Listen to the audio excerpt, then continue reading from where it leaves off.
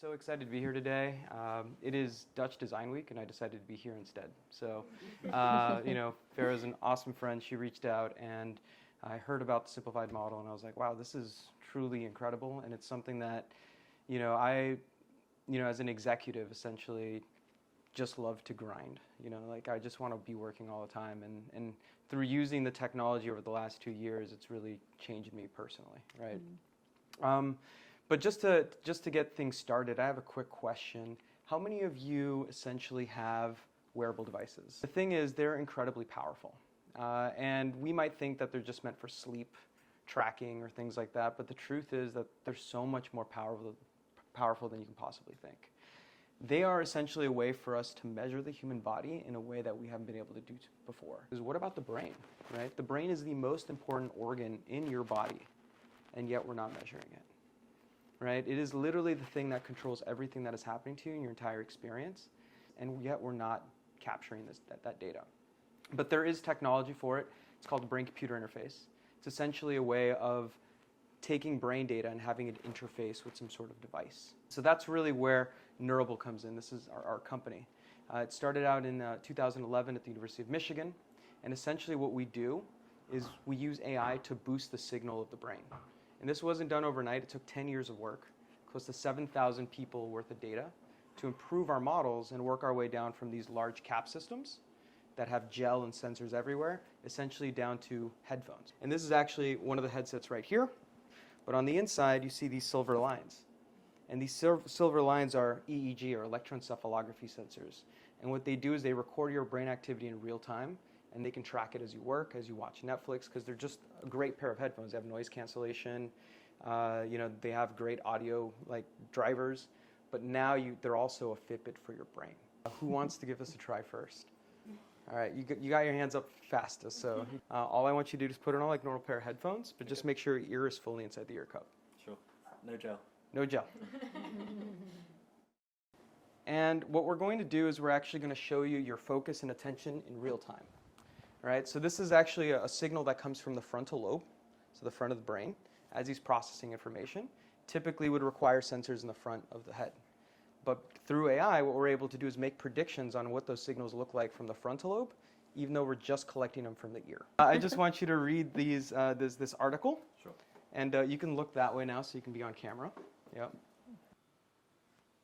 Awesome. Thank you, Ash. Now check this out. You can turn around and see this if you want. So this right here was Ash reading. Then Ash hit this really long ad. And you see that drop in his focus score as he scrolled past it to get to the next reading section. Right? So imagine you have a technology that can show you how ads affect you, how social media affects you. You can better understand yourself. It is the first time in human history where instead of your brain controlling you, you're able to get that feedback and control your brain, right? And that's really powerful. We can detect when you're getting tired, and we can tell you to take a break, right? And when we tell you to take a break, you can actually see the focus goes back up for about another 45 minutes. So why don't we see what stress looks like in the brain? Yeah. So here to your left is his focus, right? And then over here to the right is something called spectrogram. So spectrogram is just the way that we look at, remember I showed you those frequencies, alpha, beta, etc. So that's the frequencies down here, from 1 all the way to essentially 45-ish. And so those are the frequencies in his brain that are happening. And then the top one is his whole brain, right? And then the bottom one is whether it's on the right side activation or left side activation. So red being right side of his brain, left being blue, right? I'm going to have you sit still, just look at the camera, because we want to catch your reaction. But we're just going to sit still, and you see that essentially we're getting some blue, some kind of greenish up there. That is essentially the brain in its more kind of natural state in the top graph, right? So what I'm going to do is I'm going to give you this. It is some hot sauce. Just open your mouth. And then don't swallow. Keep it there, and just feel that burn for a little bit. And you'll see in the upper right-hand corner, we're already starting to see a little bit of red. And then as he's getting more and more stressed from the reaction, you can start to see that red occurring. And actually, that first red over here was him imagining the heat. Wow. And so now he's actually experiencing it. And in the lower graph, you can see whether it's on the right side or the left side of his brain. You can see the right side of his brain is activating a lot. It's that red down there. But you can essentially see that, one, he imagined a way spicier thing than what he's experiencing. So first of all, you're doing great, by the way. And now it's, there's a few spikes that are happening. Ooh, that doesn't look fun. It's probably building up. Is it building up right now? It's okay, to be honest. Okay. Maybe we should have given you more. Yeah. You want to try? And you can see where in his brain it is. When he was imagining it, it was kind of just overall in his brain. And then when he started experiencing it, it was primarily on the right-hand side of his brain, right? All right, you can go ahead and take it off. This is actually somebody just being unproductive. Imagine that you're working and you think you're being productive, but you're actually just wasting energy and time cycles, right? We can detect that, right? And then there's even bigger implications to this too, right? So this is a new discovery that was just published by Worcester Polytechnical Institute. But in the past, we used to think that we could only either be in deep focus or we're being unproductive. But it turns out that our brains have changed over time, and now we can do multitasking. This is called productive multitasking, right? But the way that it works is that we have to focus our brain on one task. So in this case, a person was doing a PowerPoint, which requires them to copy and paste text, move images around. All these things are context switches, but they're all toward one common goal. And you can see how that's different from unproductive, right? And the implications get even bigger than that. So this is somebody doing deep focus, somebody doing productive multitasking. But what if we have somebody with ADHD do something that's deep focus, like reading? Well, it looks completely different. Because what if ADHD could be used as a superpower, right? And I have ADHD. I was diagnosed when I was 15 years old, right? If I didn't get diagnosed, I wouldn't be here right now. And I had to spend time in college learning how to turn what people call a disability into my greatest strength. And then here we actually have the app that runs on the actual device.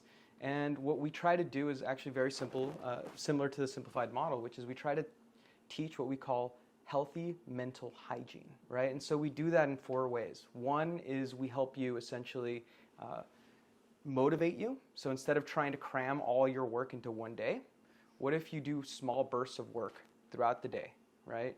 The second thing is tracking trends. So we can track when your focus is high, which is that blue section right there. And then we can track when you're starting to burn out, which is the yellow section, right? Your brain has no pain receptors. It's the only organ in your body with no pain receptors. And so when you feel tired, that's your body being tired. Your brain has been tired sometimes for hours beforehand. So in this case, I didn't know I was tired until 30 minutes passed, right? All of that was wasted energy. And if we can see it, then we can apply machine learning to it. So what if you just got a break notification on your headphones when you were tired, right? You would know when to take that break. And then the last thing that it does is it gives you points as you're actually working.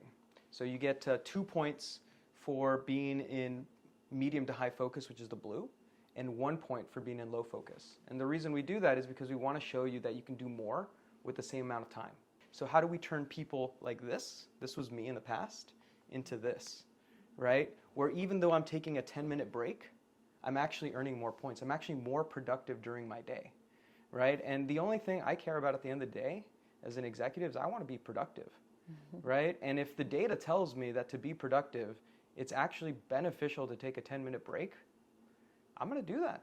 If I go a little bit slower throughout the day, it actually makes me more productive. It makes me be able to make decisions better.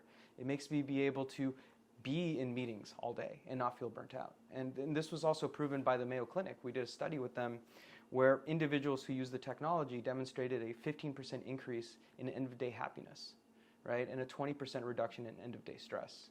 And the only reason for that is because they actually got 8 hours worth of work during the day. And so what does that mean? That means that they can go home and spend time with their family. They don't have to take work home, right? That's game changing. My first question just came out of this. When you say that you take a 10-minute break, what do you do in that break? Are you completely off, or are you just, what are you up to? So we did a study actually where we compared meditation, biophilic sounds, so like nature sounds, like listening to nature sounds for 10 minutes, or doing exercise, right? And they all helped compared to like scrolling on Instagram. That's what social media does. It fires dopamine continuously. And then when you get back to what you're doing, you actually just burned yourself out more. But the one that for most people just was absolutely the best was doing exercise. And what about when we talk about focus and stress and that kind of everyday mental well-being that many people are facing around the world? How does the MW75 Neuro track that? It allows you to have a lens to your brain, right? And whether you're somebody, who just wants to optimize your day, guess what? Taking a break is the best way to optimize your day. And it's actually like truly natural. Like when you think about it, think about going to the gym, right? You don't get stronger by lifting weights. You get stronger from resting after you lift weights, right? That rest is when you get stronger, right? The same thing is true with your brain, right? So it's actually so obvious. At what point did you realize that you needed the tech in this space? How did it come to be that some research or some insight that sparked for you? Yeah, I mean, like, at least for me, this has been a mission, right? Like, this isn't like just something I'm passionate about. I feel like I was born to do this, right? And when I was 8, there was actually family tragedy that happened. My uncle got into a trucking accident, but he was an engineer, right? He did his best to try to solve those problems. He actually fixed his own prosthetics when he went back to Mexico, right? And I wanted to make prosthetics that removed the limp. That was what I thought was going to help change the world, right?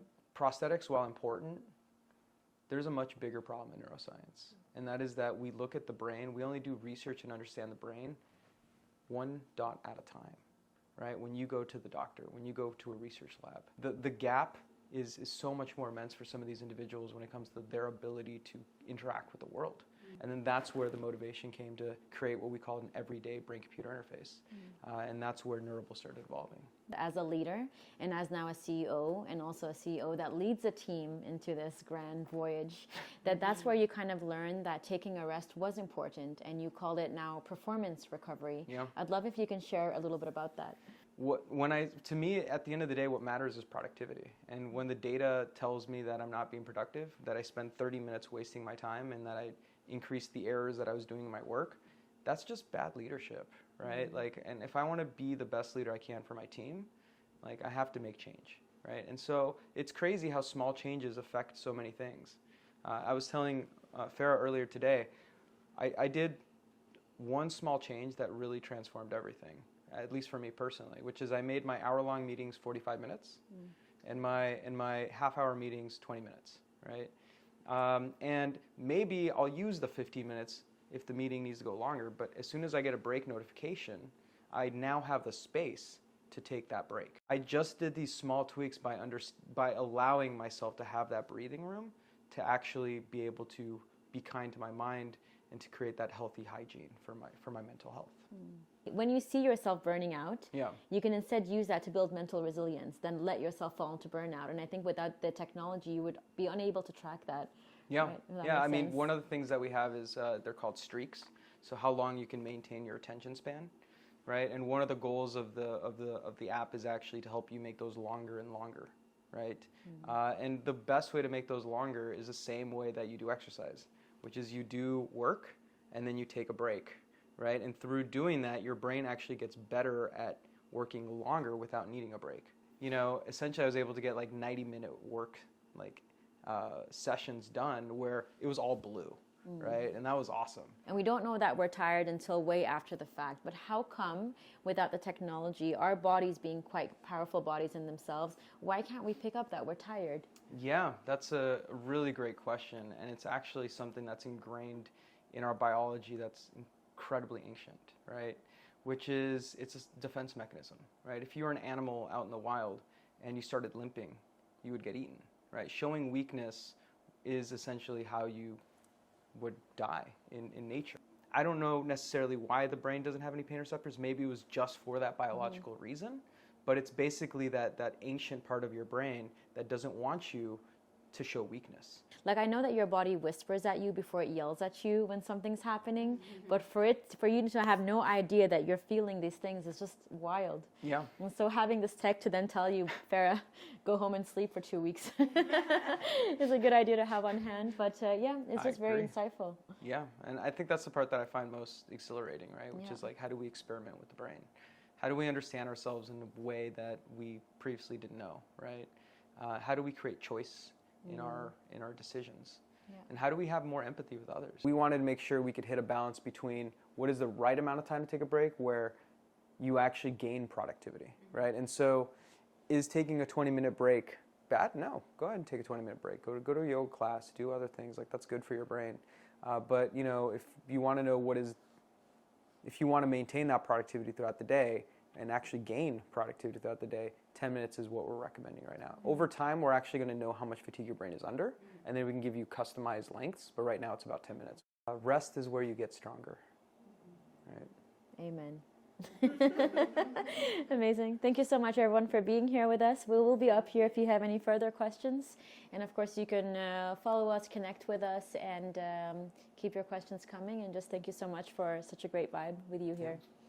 Thank you all.